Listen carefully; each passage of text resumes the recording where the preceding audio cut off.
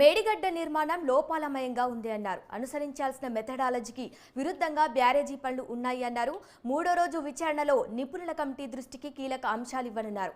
అన్నారం మేడిగడ్డ మధ్య వ్యత్యాసాలు ఎందుకు, డిపిఆర్ ఆమోదం పొందకముందే గుత్తేదారుతో ఒప్పందం ఎలా కుదిరింది, పలు ఇంజనీరింగ్ విభాగాలను ప్రశ్నించింది అయ్యర్ బృందం.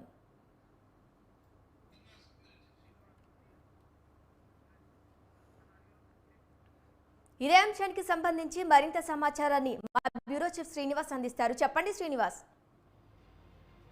శ్రీశాఖ మరి కాళేశ్వరంలో లోపాలను గుర్తించడానికి మరి నేషనల్ డ్యామ్ సేఫ్టీ అధికారులు మూడో రోజు అధికారులను ప్రశ్నిస్తున్నారు. ఇదే క్రమంలో డ్యాము గోదావరి నదిపై నిర్మించిన మేడిగడ్డ, సుందిల్ల, అన్నారం బ్యారేజ్ల విషయంలో వ్యత్యాసం ఎందుకు వచ్చిందని చెప్పి కూడా మరి యొక్క ఇంజనీరింగ్ అధికారులను అయ్యర్ బృందం ప్రశ్నించినట్టు తెలుస్తుంది. ఓవరాల్ గా మరి ఎలాంటి అగ్రిమెంట్ లేకుండానే మరి ఎవరైతే కాంట్రాక్టర్ ఉన్నారో అతనికి మరి పెద్ద ఎత్తున డబ్బులు ఎందుకు ఇచ్చారని కూడా ప్రశ్నించినట్టు తెలుస్తుంది. ఇప్పటికే మరి డ్యామ్ సేఫ్టీ అధికారులు మరి ప్రాజెక్టుల పరిశీలనకు 2 పర్యాయాలు వెళ్లి వచ్చారు. ఈ నేపథ్యంలో డ్యామ్ లో లోపాలు గుర్తించారు, అలాగే ఇంజనీరింగ్ లోపాలను కూడా గుర్తించారు. దీనికి పూర్తిగా బాధ్యత వహించిన ఎవరైతే ఈఎన్సీలు ఉన్నారో మురళీధర్ రావు అలాగే వెంకటేశ్వర్లను కూడా మరి ప్రత్యేకంగా విచారించారు. ఓవరాల్ గా మరి ఈ యొక్క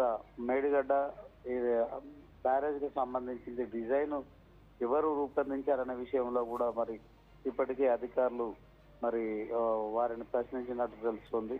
ఓవరాల్ గా మరి కాంట్రాక్ట్ విషయంలో కూడా మరి ఎన్డీఎస్ఏ బృందం ఇంజనీరింగ్ అధికారులను ప్రశ్నించారు. ఎలాంటి డిపిఆర్ లేకుండా వేల కోట్ల రూపాయలు మరి గుత్తేదారుకు ఎందుకు చెల్లించాల్సి వచ్చిందని కూడా ప్రశ్నించినట్టు తెలుస్తుంది. Okay Srinivas, thank you.